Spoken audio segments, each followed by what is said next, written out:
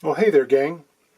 Here's a little classical slash flamenco guitar with the label of a very fine and storied Spanish maker. It's probably from the 50s or 60s.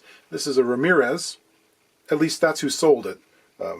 In reality, this is the kind of instrument sold to tourists from the Ramirez shop, but I doubt any of the boys in the back had their hands on it during construction. Ramirez, of course, has a huge legacy that stretches back to the 1880s in Madrid, founded by Jose and Manuel, two brothers who eventually fell out and became really bitter rivals, but a good number of their employees and apprentices went on to become some of the most revered makers of the 20th century. As a family business, I think they're into their fifth, sixth generation now, maybe? What really put the company on the map, of course, was a young Andres Segovia showing up one day, needing something he could play in an upcoming concert. Manuel gave him a guitar that was hanging around, which seems to have actually started life as an 11-string that was commissioned and then never picked up by the player. So they had decided to reconfigure it to make it more saleable. They cut the neck and the headstock down. They gave it to Andres. The rest is history. He played it all over the world, eventually giving it up for a guitar by Hermann Hauser. But later in his career, he went back to Ramirez, possibly due to political pressure, as Spain was, of course, being run by a nationalist dictator. Doesn't look too good to be playing a guitar made somewhere else. Regardless, a lot of people wanted to play the guitars that Segovia had. He was the trendsetter. The shop got to be pretty famous. It was a very picturesque storefront in Calle de la Concepción Hierónima. It was a popular destination for guitarists and tourists alike. People wanted something to take home from their vacation, and they had wares at different price points. This is likely a Valencian manufacturer, I imagine. The real irony, of course, is that at that time, the peseto was so depreciated that an American tourist who was savvy could travel to Spain, buy one of the premier quality guitars, the 1As, bring it back to New York, and sell it for more than the cost of the trip. You could totally underwrite your vacation with a guitar. So this has a variety of issues. The saddle is really dipped in the center, so the strings in the middle are lower than the ones on the outside, which is never a pleasing feeling. There is a portion of the back which has come loose. And most pressingly, one of the tuner holes is too large or misaligned, and the post is being pulled forward enough that the gears are not engaging properly when at full tension, so that's going to be our main focus. So what else to say about it? It's got brass alloy frets. The fingerboard is some nondescript brown wood. I don't think it's rosewood. This made me chuckle. The nut seems to have come loose at some point and was replaced backwards. It slopes down towards the fingerboard. That's fun. The top is some fairly wide grain pinabete, a spruce of some kind probably. Back and sides are something sort of mahogany-esque, as is the neck, fairly light colored. Bridge has got some screws, which might be helping things. It's not coming loose, which is a good thing. There's remnants of the label, which has been put directly over a series of diamond reinforcement cleats, which I think are original. They didn't use a back strip. Unfortunately, the words on the torn portion are now missing. I believe they once read, "Mis padres se fueron a España. Todo lo que me trajeron fue esta guitarra." Some people may be surprised to hear that this guitar has no bracing in it, other than the transverse braces on either side of the sound hole, and there are a couple of diamond cleats along the center line, but nothing else. Completely empty inside. See? Nothing but those tone-producing screws. The top is reasonably thick. It's probably 3 millimeters. So, you know, we're not going to call it a flamenco guitar. It's a little more heavily built than you would expect, but you could play flamenco on it. Here we can see the nature of the problem. String tension is pulling this post too far forward because it's unsupported around the front here. There's a rather large and funny looking hole, and that is causing binding between the parts of the gear. So, I mean, these are not really classical tuners. in that these have the metal barrel slightly smaller in diameter than you would find on a standard classical guitar.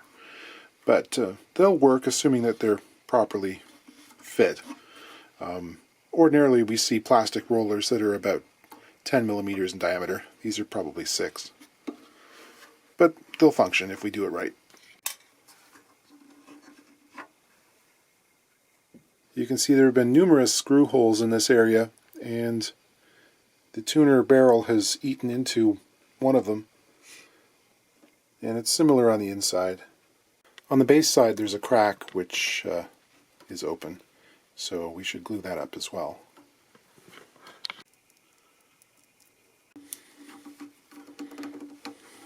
The seam on the side here has been open long enough that the back is actually shrunk up a bit, independent of that, so it's about 1/16 of an inch shy. I'm just trying to, push the side back a little bit in line here using one of my sort of longer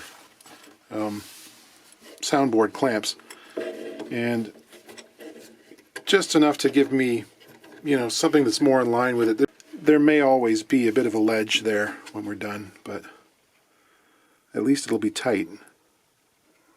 While the cracks are gluing, I'm going to try and clean up these frets a bit.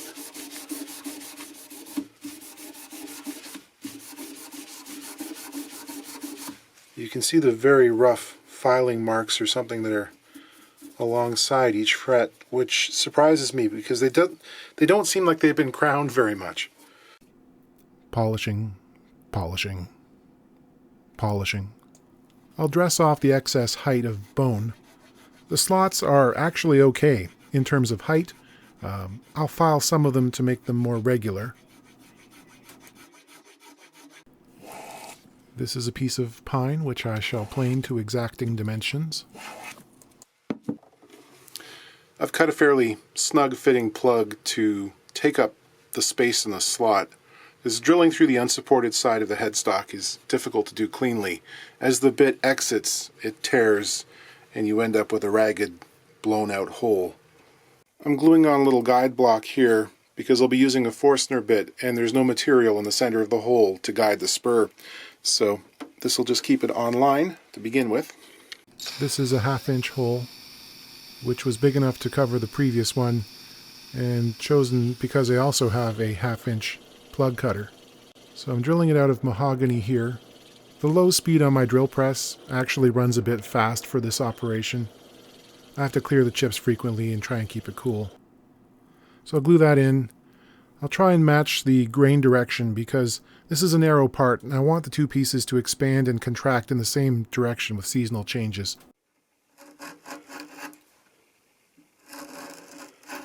I'll screw in the plate and use it to mark the hole position very carefully because that dimension, center to center, is very important.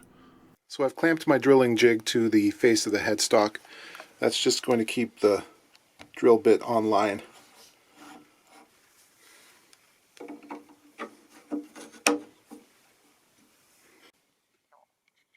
It's not that pretty, but it will function. I'll seal things up with a quick coat of shellac. This is a violin maker's purfling pick. Just about the right size for prying saddles of this nature. Ew.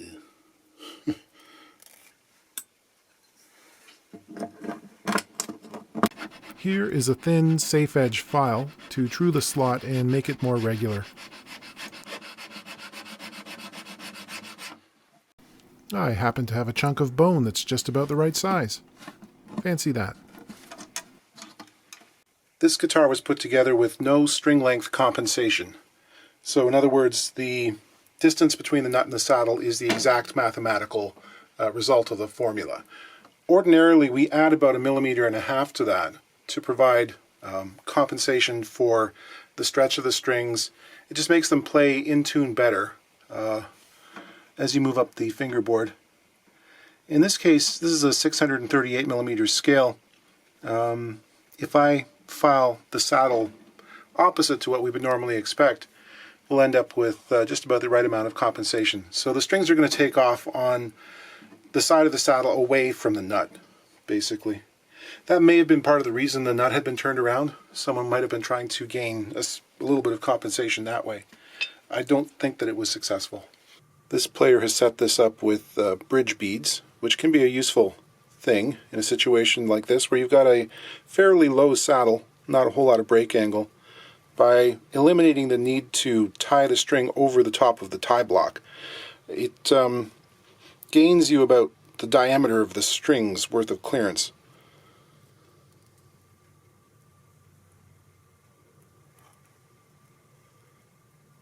They are fiddly though. The tuner is now behaving in the manner we expect it to behave. The neck on this has essentially no relief in it, so it's got that soulful rasp you might expect in certain parts of Andalusia circa 1925. I actually raised the action a little bit, so it's 2.4 millimeters, 6/64ths on the bass, about 2 millimeters, 5/64ths on the treble. That's super low for classical action. You can't get away with it in a classical world. It's more what you'd find on a jazz nylon or flamenco guitar. The sound on this is, trying to figure out how to describe it. Unconstrained, maybe undisciplined. It's interesting playing an unbraced guitar because the soundboard is free to move in all kinds of ways it normally wouldn't in the standard model. But, you know, it is what it is. You can play music on it.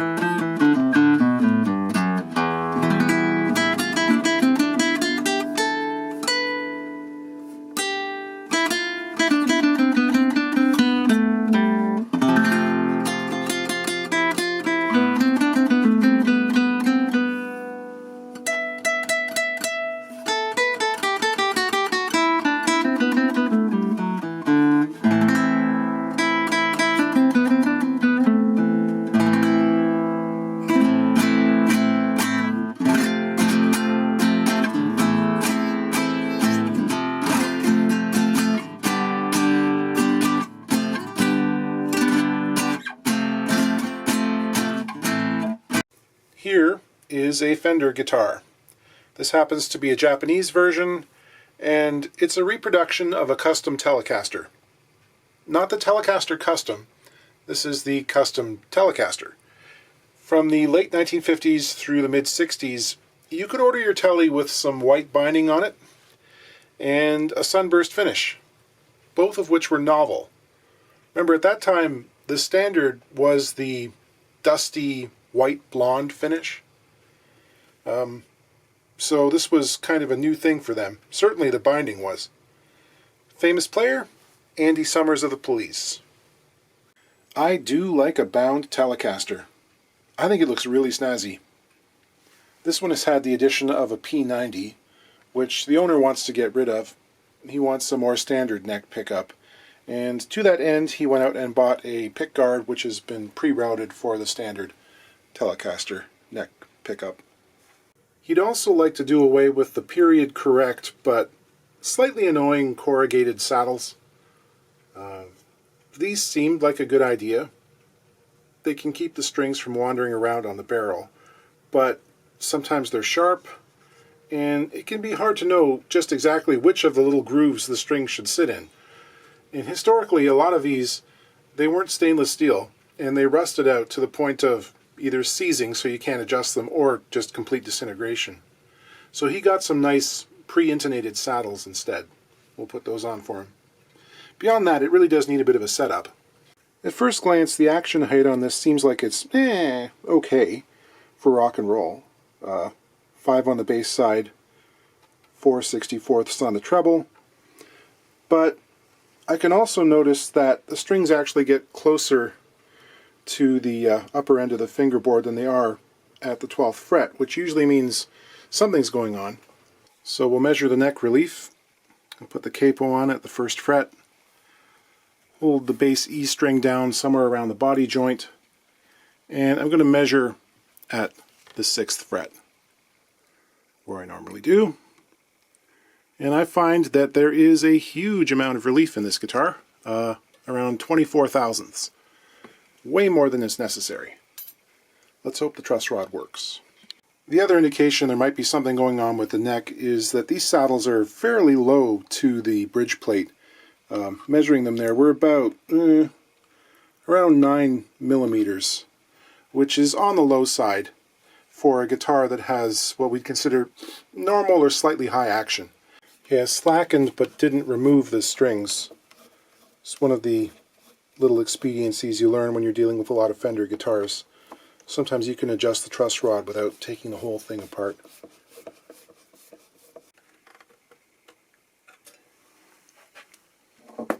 Okay, 2 tries and I've brought that down to about 8 thousandths, which is good enough for now. Alpha pots, typical Asian capacitors. So we have a vintage Japanese switch, shielded cable grounded off the pot, 1 hot lead going between these 2 lugs here. Let's unsolder that. Try to keep the non-combatants out of the way. Got my solder sucker. Don't whinge about it. Okay, I see what they did. They've got a lead there. This wire didn't go all the way through. They have a bridging wire already on there, which is convenient.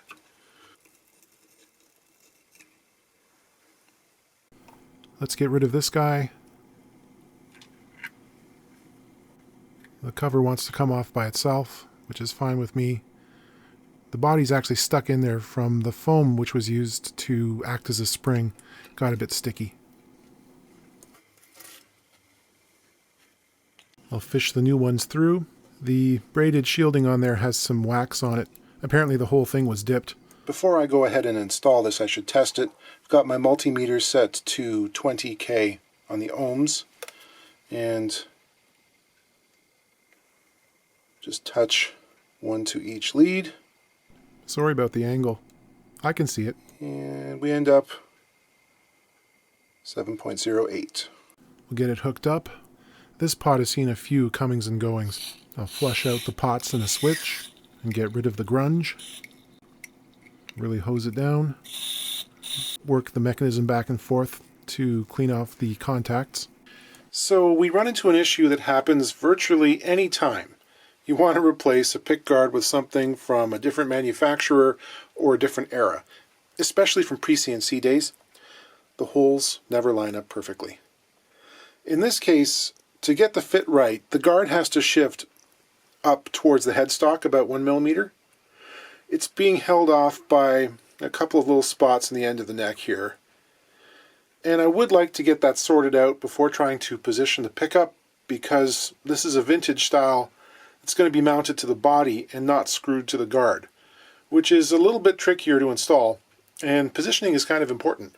So let me fiddle around with this and file and scrape and push this thing 1 millimeter this way. You can see that the hole here is just far enough that if we tried to put a screw in there, it would go in at an angle and mangle the guard and probably strip out. The end of the neck is pretty tight with the guard.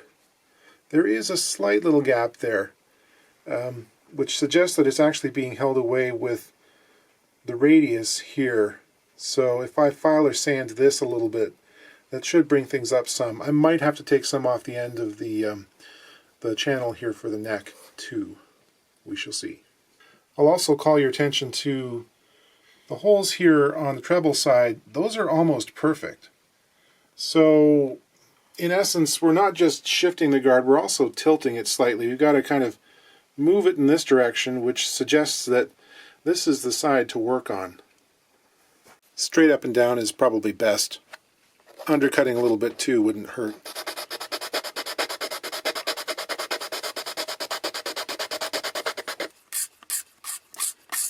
Razor blade scraper. Just a little bit at a time. You got to sneak up on this stuff. You can't overshoot. Okay, I managed to shift it about halfway, and I realized that If I take it any farther, these ones might line up better. These ones will be way off. So this is, a question of hole positioning more than it is guard positioning. So I have to plug and re-drill the holes on this side, which is not a big deal. While the plugs are drying, I can start swapping these saddles. I'll put on the new ones.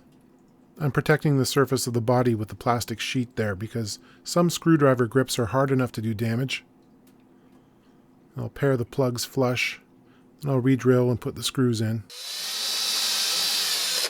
Okay, so I got the guard positioned, screwed it down.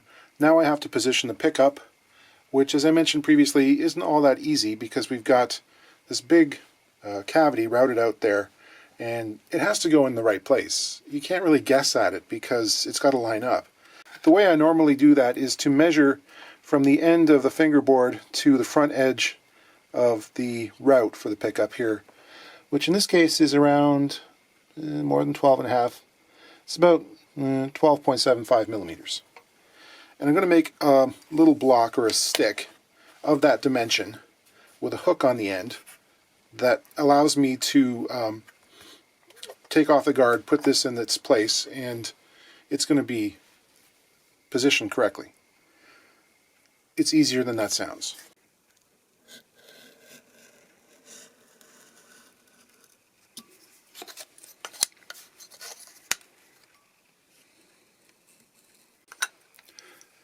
Okay, I got some tape on here. There's a mark on the tape, and I'll just line up the edge of the jig with the corner or the farthest point of the radius on the cutout, and then I'll mark the position here. That mark doesn't have to be centered or anything, it's just to line the two parts up. With a small block of wood in the cavity for the pickup to sit on and have the cover protruding above the surface of the body, I can get it in the right spot, and I'll hold it in place carefully and mark the hole positions with an awl. Before I drill, I double check the depth I have to work with to make sure my screws don't come out through the back. I drill the holes, and with springs on the screws I can then guesstimate the pickup height. Using the ruler here to see where the cover is in relation to the end of the fingerboard and where it might end up with the saddles in their usual locations. This has to come down a ways. Some of the frets in the lower positions have some wear in them, so I'll recrown those. Polishing, polishing, polishing. Yes, something I neglected to account for. The brass barrels are actually substantially larger in diameter than the old threaded ones here. So that means the strings are riding higher on those. I have to lower them more to get the action I want, which puts the saddles fairly close to the base plate. This thing could do with a shim. I'm sanding an angle into the veneer. I'll mark out the shape of the end of the neck. Here it says TLC 62B. Interesting. Then I'll mark and use a brad point bit running backwards to score the screw holes. It fits well. Okay, I've got things where I want them. The action's looking good. Just one more thing. We're dealing with a tight vintage radius fingerboard, and that transfers over to the saddles. The adjustment screws are a little long on the outside ease. That means when you get your hand up against those threads, when you're palm muting, it's pretty uncomfortable. So I'm going to lop a small amount off to get them closer to the barrels. For my money, this is one of the best operations you can do with a Dremel.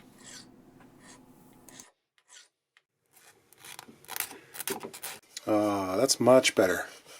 It's funny how a little thing like that can completely change your impression of a guitar. Yeah, I like these saddles. These are Goto's. In tune. Yeah, they do a lot better than a straight barrel. Okay, I think we'll call this one done. Let's hear what it sounds like through a very crappy amp.